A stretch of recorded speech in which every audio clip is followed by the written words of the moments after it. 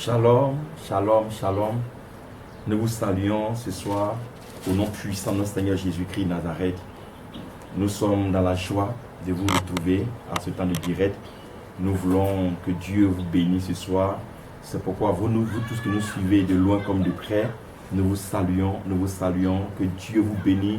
Vous qui êtes assis, vous qui êtes arrêtés, vous qui êtes dans vos différentes voitures, quelle que soit la position dans laquelle vous êtes, nous vous saluons au nom puissant de notre Seigneur Jésus-Christ de Nazareth. Je vais me représenter encore, je l'ai fait la dernière fois, mais je vais le faire encore. Je suis prophète Chalano, pasteur principal de l'église Foursquare 2 de Grand Bassam, que nous appelons l'église des vainqueurs. En anglais, il est dit Church of Winners. Et également, je suis le président national de la jeunesse Foursquare de Côte d'Ivoire. Ce soir, nous sommes là pour parler d'un thème très important, un thème qui touche aujourd'hui notre nation, le monde entier, un thème d'actualité. Et je veux que tout le monde prête réellement attention à ce thème. Et par la grâce de Dieu, nous allons nous entendre, sinon nous allons passer un temps merveilleux au nom de Jésus. On prie ensemble le Seigneur, s'il vous plaît. Seigneur, merci pour ce temps merveilleux. Fais-nous du bien, touche-nous, dispose nos cœurs au nom puissant de Jésus Nazareth. Prends le contrôle et que personne ne soit vu ce soir, mais que Jésus-Christ soit glorifié en toutes choses au nom de Jésus. Amen. Dieu vous bénit. Notre texte que nous allons prendre ce soir est tiré du livre de Nombres, chapitre 21, à partir du verset 4. Je lis par la grâce de Dieu. Il partit du mont Or par le chemin de la mer des roseaux pour contourner le pays d'Édom. Le peuple s'impatienta en route et parla contre Dieu et contre Moïse. Pourquoi nous avez-vous fait quitter l'Égypte si c'est pour que nous mourions dans le désert? En effet, il n'y a ni pain ni eau et nous sommes dégoûtés de cette misérable nourriture. Alors l'Éternel envoie des serpents venimeux contre le peuple. Il mordit le peuple et beaucoup d'Israélites moururent. Le peuple vint trouver Moïse et dit: nous avons péché, car nous avons parlé contre l'Éternel et contre toi. Prie l'Éternel afin qu'il éloigne ces serpents de nous. Moïse pria pour le peuple et l'Éternel lui dit: fais-toi un serpent venimeux et place-le sur une perche. Toute personne mordue qui le regardera aura la vie sauve. Moïse fit un serpent en bronze et le plaça sur une perche. Toute personne qui avait été mordue par un serpent et regardait le serpent en bronze avait la vie sauve. Alléluia. Et le thème que nous sommes en train de traiter progressivement, c'est les 7 attitudes à adopter pour éviter, n'est-ce pas, la contamination en cas de fléau, ou bien pour être guéri quand quelqu'un est contaminé, par exemple. Donc je reprends les 7 attitudes à adopter pour éviter la contamination en cas de fléau ou pour être guéri si quelqu'un était contaminé par ce fléau. Dans la Bible ici, il est question d'un fléau. Un fléau qui a touché Israël. Comment ce fléau est venu? La Bible dit que le peuple d'Israël était en marche toujours avec l'Éternel. Arrivé un moment, ils ont commencé à murmurer. Et vous savez, le peuple d'Israël est un peuple qui aimait beaucoup murmurer. Ils ne sont jamais contents de ce que Dieu faisait pour eux. Et de temps en temps, ils passaient le temps à murmurer contre Dieu, mais à murmurer contre Moïse, à insulter Dieu et à insulter Moïse. Et la Bible déclare que sous ces injures sont montés à l'appareil de Dieu. Et Dieu n'étant pas content, Dieu a frappé le peuple en voyant sur eux des serpents venimeux. Et des serpents ont commencé à mordre le peuple et ils ont commencé à mourir en masse.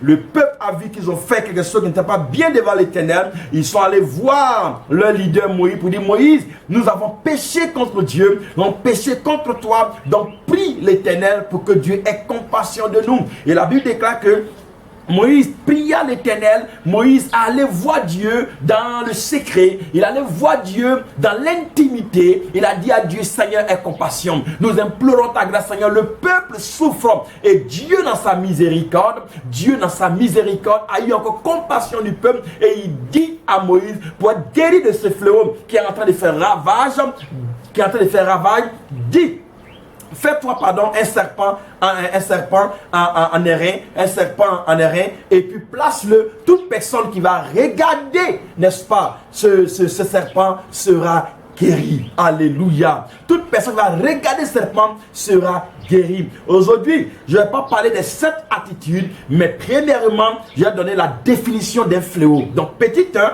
nous allons parler de la définition d'un fléau. Qu'est-ce qu'un fléau? Un fléau est un phénomène. Un fléau est un malheur, est une malédiction. Un fléau est un jugement. Un fléau est quelque chose qui arrive sur une famille, sur un individu, sur une nation, sur une région, pour dire encore sur un continent, sur des continents, sur le monde entier, pour faire ravage, pour exprimer le jugement de Dieu, pour exprimer le jugement de l'Éternel sur un individu, sur un peuple, sur une nation, sur un continent, et ainsi de suite. Donc c'est ça un fléau. Un fléau ne vient pas pour cajoler, mais un fléau vient pour exprimer le mécontentement de Dieu. Et aujourd'hui, nous sommes dans ce cas où on parle de coronavirus. C'est un fléau qui est en train de faire ravage, un fléau qui est en train de tuer, effectivement, comme au temps où Israël était tué. Deuxième chose qu'on va voir, c'est les raisons des fléaux. Pourquoi les fléaux touchent nos nations? Pourquoi les fléaux touchent nos sociétés? La première raison pour qu'un fléau puisse toucher notre société, c'est que Dieu veut manifester sa gloire. Dieu n'attend pas quelqu'un pour manifester sa gloire. Non, c'est lui qui a créé le monde. Et un fléau, quand le fléau arrive, que ce soit la volonté permissive, la volonté active de Dieu, mais tout compte fait, la gloire revient à l'Éternel. Parce que Dieu montre aux hommes qui sont limités. Généralement, les hommes pensent que Dieu est obligé de leur demander des comptes sur ce qu'il fait. Dieu ne demande à personne des comptes. Dieu ne demande à personne des conseils avant de faire ce qu'il doit faire. Dieu travaille. Dieu veut montrer aux hommes politiques, aux hommes religieux, aux hommes militaires. Dieu veut montrer au monde entier sa gloire. Donc quand un fléau descend, c'est pour montrer la puissance de Dieu. Parce que dans les mains aujourd'hui, le fléau, coronavirus, tout le monde entier, les gens font tout, ils ne peuvent pas. Tout ça pourquoi? Pour revenir au fait que la gloire est à l'Éternel. C'est lui seul qui a la solution. C'est lui seul qui a la solution, n'est-ce pas, à un fléau. C'est lui seul qui a la solution à beaucoup de choses. C'est pourquoi tout ce qui arrive, c'est pour manifester l'autorité de Dieu. Parce qu'aujourd'hui, les hommes, dans leur scientifique, dans leur réflexion, pensent qu'ils sont plus intelligents que Dieu. Non, personne n'est intelligent que Dieu. Dieu veut manifester sa gloire dans ce monde. C'est pourquoi souvent les fléaux touchent notre monde, pour que tout le monde fasse recours à Dieu pour voir à quel point Dieu est puissant et est souverain.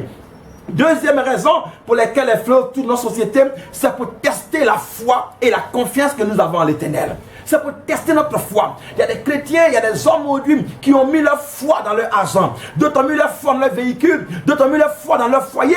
D'autres ont mis leur foi dans leurs entreprises. D'autres ont mis leur foi dans leur intelligence. Non, nous ne devons pas mettre notre foi en l'homme ou en des choses. Nous devons mettre notre foi en l'Éternel. Car c'est lui seul qui est puissant. C'est lui seul qui est le champion. Nous devons mettre notre foi en Dieu. La Bible même dit, celui qui dépose sa foi en un homme, n'est-ce pas, est malheureux. Il dit malheur à celui qui met sa confiance à un homme. L'homme n'a pas la solution à notre vie, mais des hommes mettent leur foi en leur argent, en leur véhicule, leur bien-être, ainsi de suite. S'il vous plaît, arrêtons de mettre notre foi aux choses, dans les choses périssables, et mettons notre foi, mais notre confiance en l'Éternel. C'est ainsi faisant que nous allons vivre une vie merveilleuse avec le Seigneur.